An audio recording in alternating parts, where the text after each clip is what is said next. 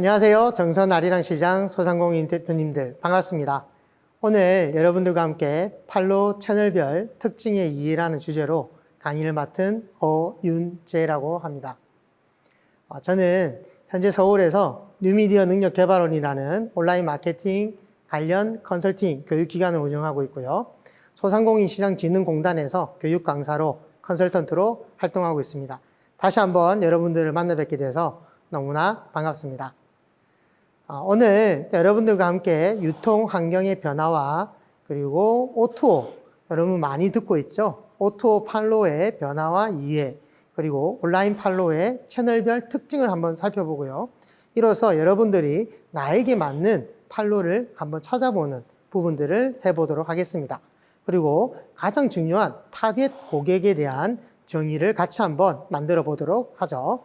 그러면 첫 번째, 유통 환경의 변화입니다. 자, 여러분들 지금 이 사진을 보시면 어떻습니까? 느낌이 여러분들의 일상생활이신가요? 아니죠.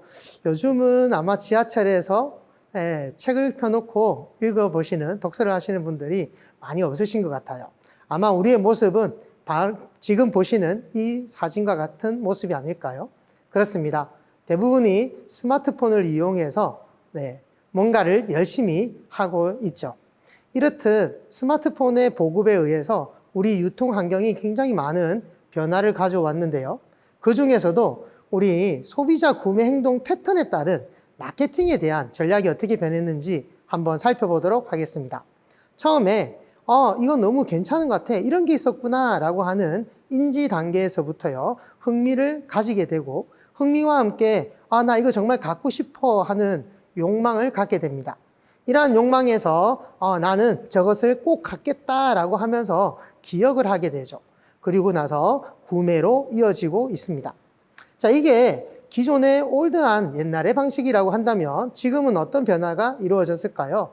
그렇습니다. 인지와 흥미, 똑같은 방식에서 하나가 바뀐 게 검색이라는 거죠.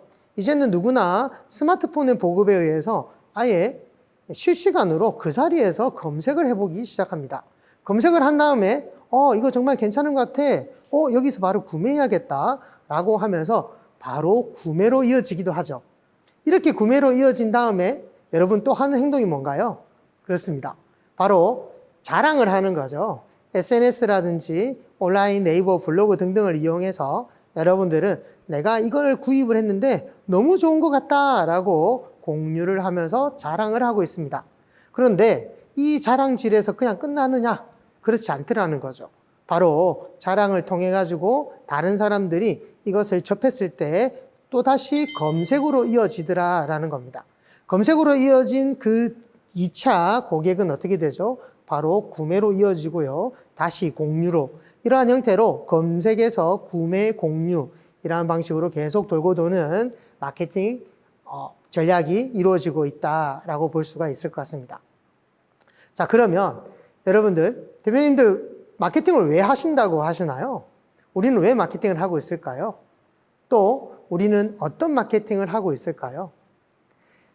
마케팅 활동은 정말로 엄청난 오프라인을 비롯해서 오프라인에서 온라인에서 어마어마한 마케팅 활동들이 있을 겁니다. 이 모든 마케팅 활동들은 바로 매출을 만들기 위해서 진행이 된다라고 볼 수가 있겠죠.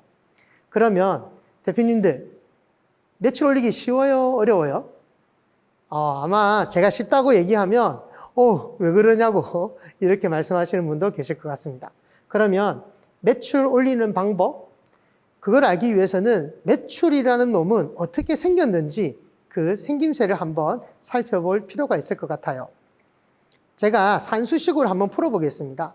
결국은 매출이라는 거는요, 얼마나 많은 사람들이 얼마나 많은 사람들이 나를 방문을 하고 우리 가게에서 몇 프로가 결제를 하며 그 사람들이 나에게 각각 얼마씩을 주고 가는지, 바로 유입수 곱하기 결제율, 결제수 곱하기 객단가라고 정의를 내려볼 수가 있을 것 같습니다.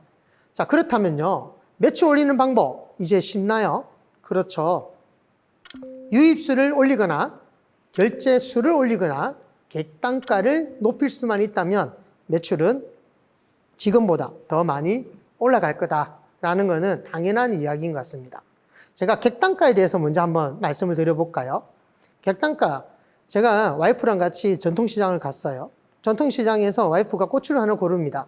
그리고 뒤돌아서죠. 그때 저 끝에 있는 야채가게 사장님이 한마디 크게 외치십니다. 여러분들도 이미 다 알고 계실 거예요. 뭐라고 얘기하시죠? 네, 2개 사면 3,000원이라고 외치실 거예요. 한 개 2,000원이니까요. 그러면 한 개를 사고 2,000원을 계산할 사람이 2개를 골라서 3,000원을 계산을 하고 가더라는 거죠. 그러면 야채가게 사장님 입장에서는 매출이 2,000원이 아니라 3,000원이 된다는 겁니다.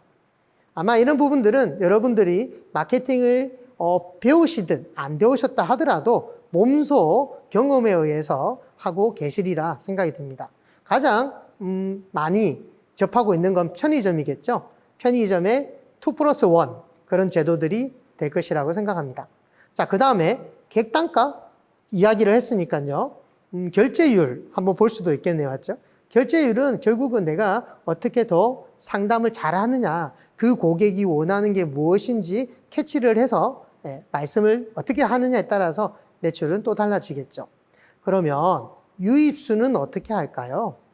시장에 오시는 분들만, 유동인구만 왔다 갔다 하시는 분들만 그냥 기다리고 있다가 고객으로 맞이하시겠습니까? 아니죠. 이 유입수 부분은요, 우리 그 다음 장에서 O2O와 함께 이야기를 나눠보도록 하겠습니다. O2O 팔로의 변화와 이해인데요. 여러분들, 지금 화면은 롯데 홈쇼핑의 오프라인 매장 스튜디오 샵입니다.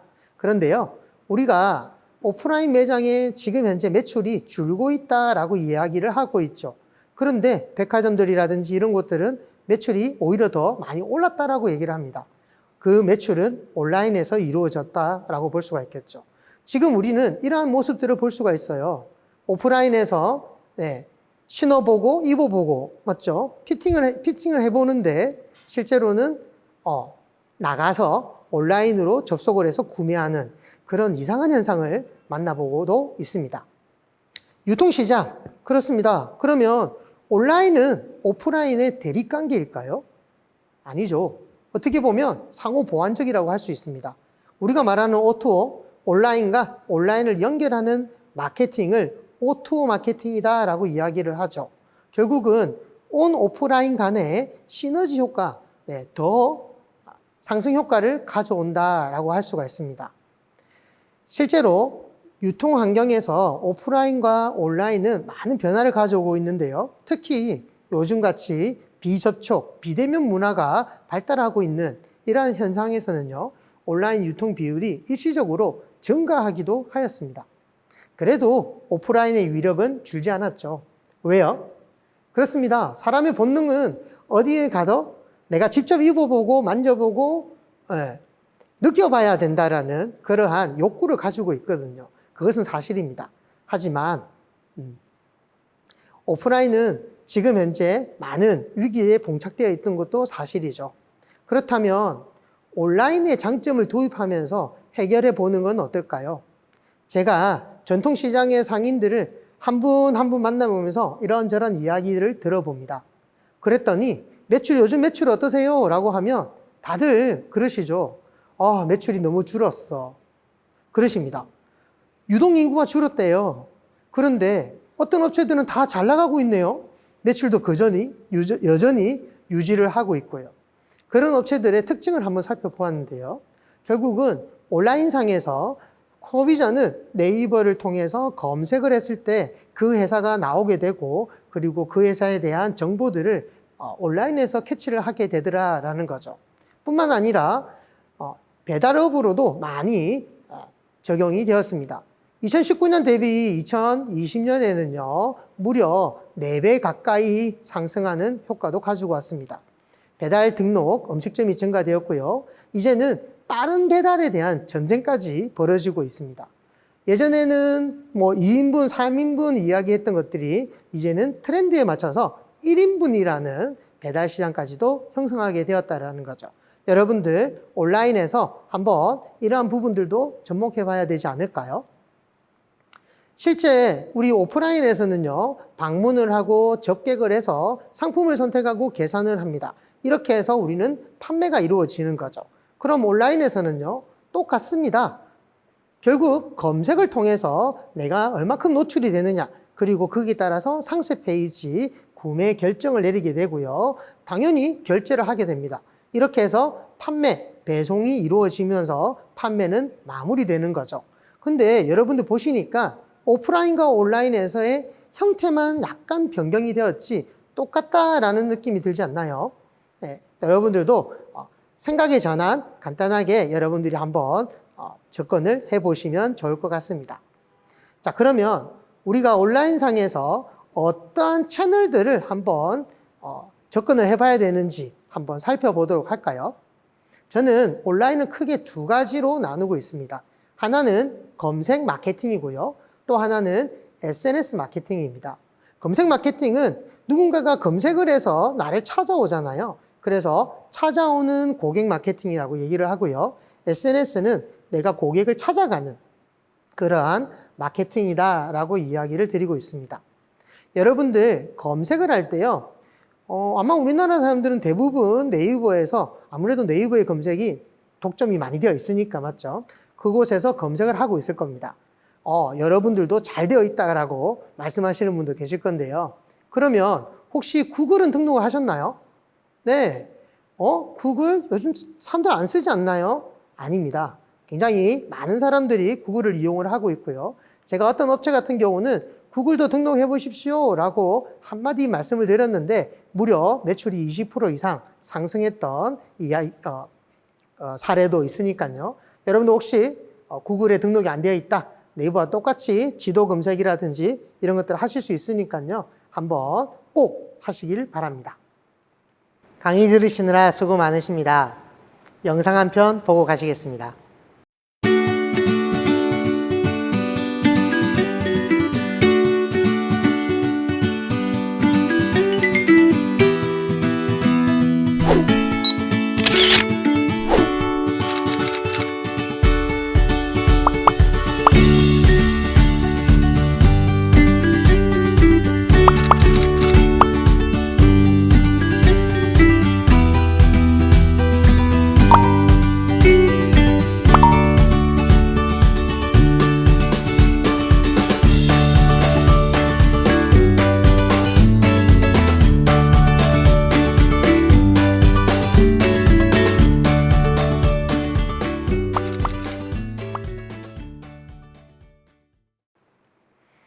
우리가 네이버에서 검색을 해보면요, 이제 파워링크라는 게 나오는데요.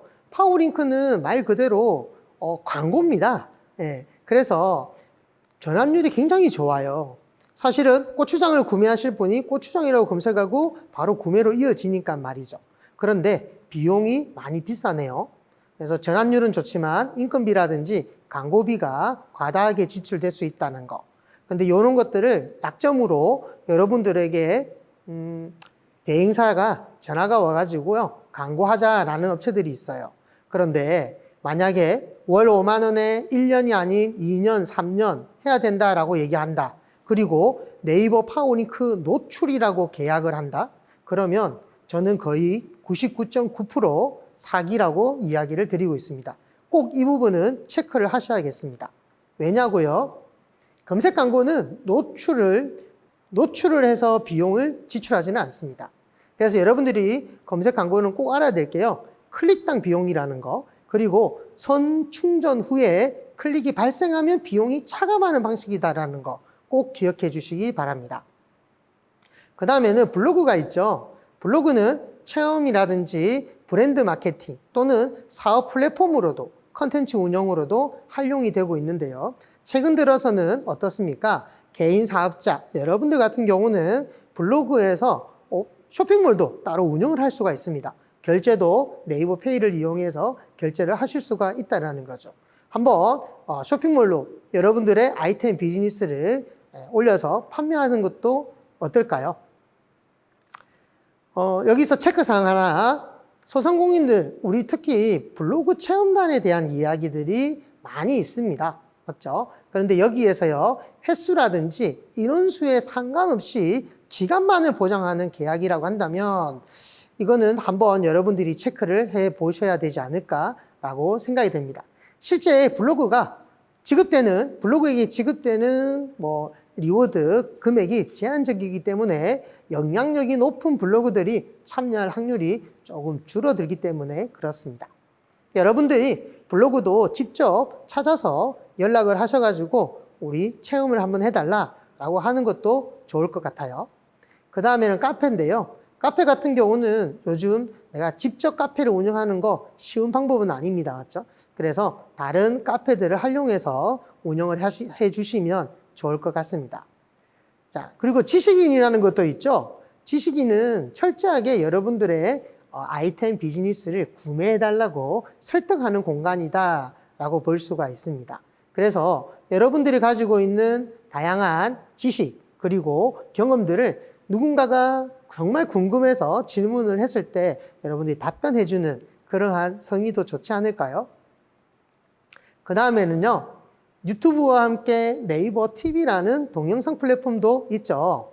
네이버에서는요, 유튜브보다 네이버 TV가 노출이 우선적으로 되고 있다는 거 기억하시기 바랍니다. 저는 이때까지 유튜브만 하고 있었는데요.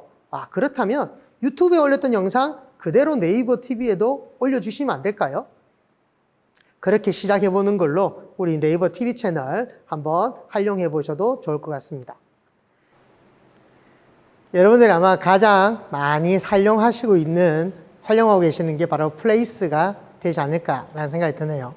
네, 플레이스는요, 실제 여러분들이 등록을 안 하셨는데도 불구하고 소비자들이 들어와서 리뷰를 한다든지 이렇게 했을 때 자동으로 등록되는 경우도 있습니다. 그러다 보니까 저는 등록되어 있어요 라고 얘기를 많이 듣게 되더라고요. 자, 그러면요, 실제 위치라든지 전화번호 외에 다른 정보들이 좀 부족한 것도 사실입니다. 그렇게 해서 우리가 좀 더 직접적으로 관리를 하신다면 사진이라든지 혜택, 소개 등등 어떤 곳에서 우리는 어떤 곳이고 한눈에 쉽게 알려줄 수 있도록 그렇게 만들어질 수가 있다는 거죠. 그래서 여러분들 꼭 직접 관리를 해보시기를 권해드리겠습니다. 자, 모임을 위한 공간, 바로 밴드인데요. 이제 SNS로 넘어왔네요. 네, 밴드는 30대 중반 이후의 연령들이 가장 많이 활용을 하고 있는 곳입니다. 그러다 보니까 카페와 함께 트래픽이 굉장히 많은 커뮤니티로 활성화가 되고 있다는 거 여러분들 기억하시고요. 한번 사용해 보시는 것도 좋을 것 같습니다. 자, 그 다음에 여러분들이 가장 많이 사용하고 있는 카카오톡이에요. 카카오톡은 채팅 메신저로서 개인으로 활용이 되고 있지만요. 실제 정보 전달과 고객 상담이라는 카카오톡 채널, 네, 바로 기업용 계정으로도 활용이 가능하십니다. 그래서 여러분들이 개인뿐만 아니라 기업용으로도 활용을 하시면서 고객과 소통하는 그런 채널이 되었으면 좋을 것 같습니다.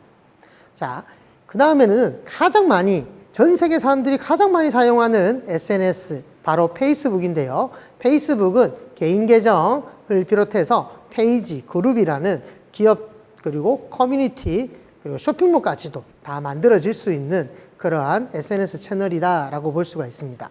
여러분들이 페이스북이 아니라 뭐 인스타그램이나 다른 것들이 많이 뜨지 않나 라고 얘기를 하더라도 페이스북에서도 굉장히 많은 사람들이 아직 사용하고 있다라는 거 기억해 주시기 바랍니다. 인스타그램인데요. 인스타그램 같은 경우는 여러분들이 보시면 사진을 이용하는 서비스, 외식업이라든지 그리고 미용이라든지 이렇게 사진을 좀 더 중점적으로 보여줘야 되는 업종일수록 아주 많이 사용하고 있다라고 볼 수가 있을 것 같습니다.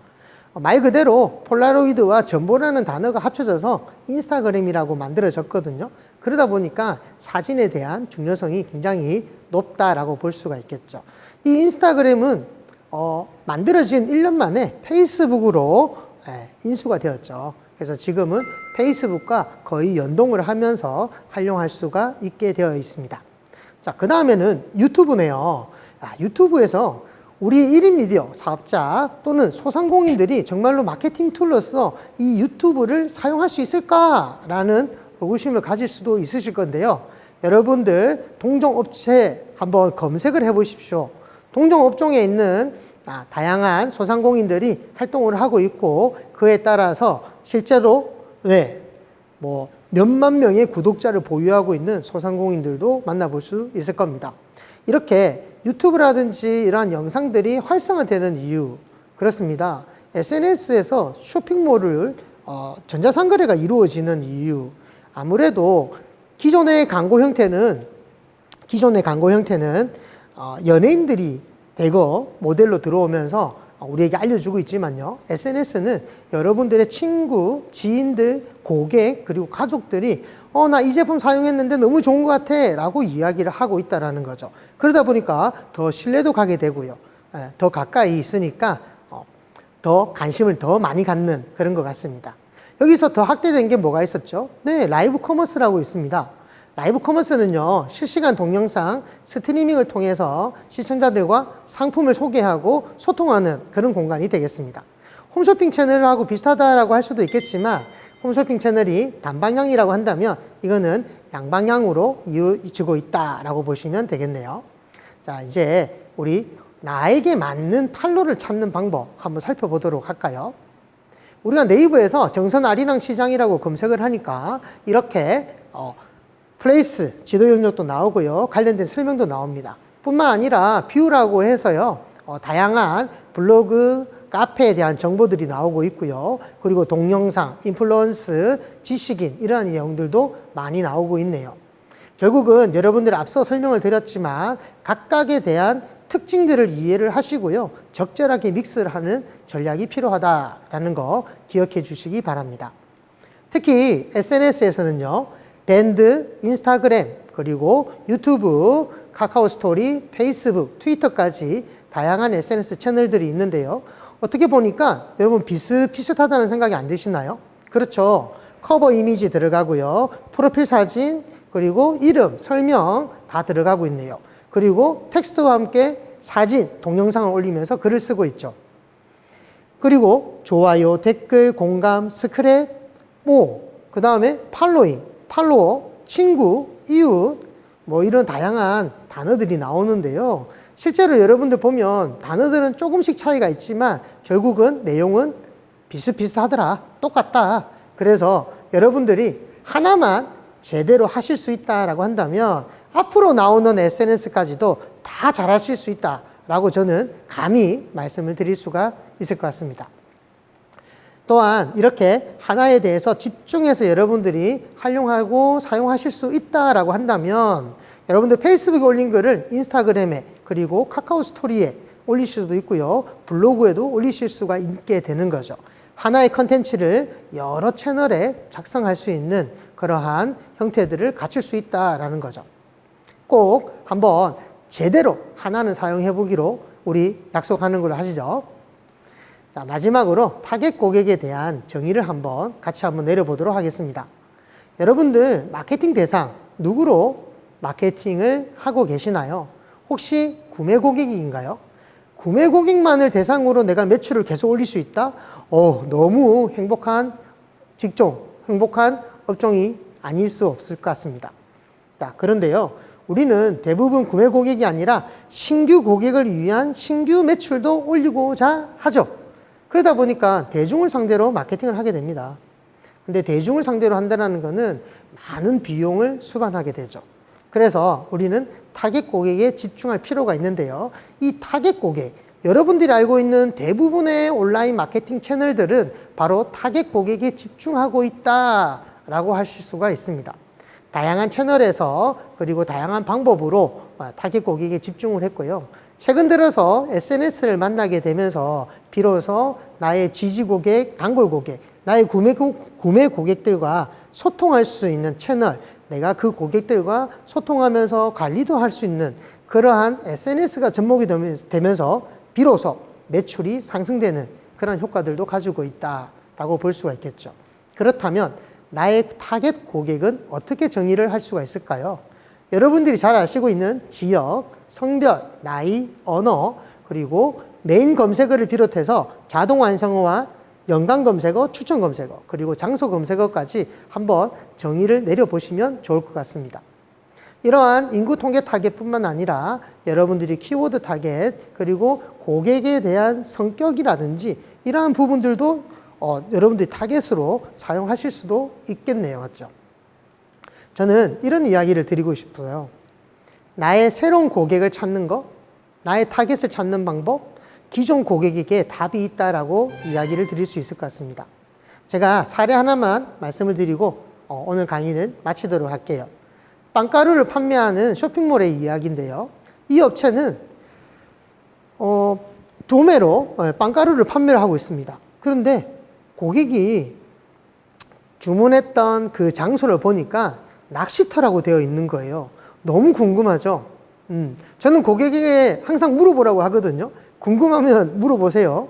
그랬더니 이분이 전화를 하시네요. 전화를 해서 뭐라고 하시냐면, 여기 제가 제빵 학원도 아닌데 빵가루를 굉장히 많이 쓰시네요. 어떻게 해서 어떤 방법인가요? 뭐 하는 곳인가요? 라고 물어봅니다. 그런데 이분은 어떻게 했어요? 네. 저희가요, 이렇게 빵가루를 조합을 해서, 먹이로도 또는 떡밥으로도 사용을 하고 있는데 너무 좋습니다. 라고 이야기를 듣죠. 와, 제가 제빵에서는 만들려고 하다 보니까 사용하는 양이 그렇게 많지도 않을 수도 있어요. 근데 여기는 그냥 뿌려버리잖아요. 그러니까 대량으로 판매도 되고 있다라고 볼 수도 있겠죠. 여러분 어떻습니까? 이분은 그 다음에 어떤 액션을 취했을까요? 전국의 낚시터에다가 DM을 발송했습니다. DM을 다 발송해가지고 그 해 매출이 빵가루로 어마어마한 매출을 올리게 되었다라는 사례도 찾을 수 있다는 거죠. 여러분들의 고객을 잘 유심히 살펴보십시오. 그러면 새로운 고객, 새로운 타겟을 여러분들도 찾을 수 있을 것입니다. 오늘 강의는 여기서 마치도록 하겠습니다. 감사합니다.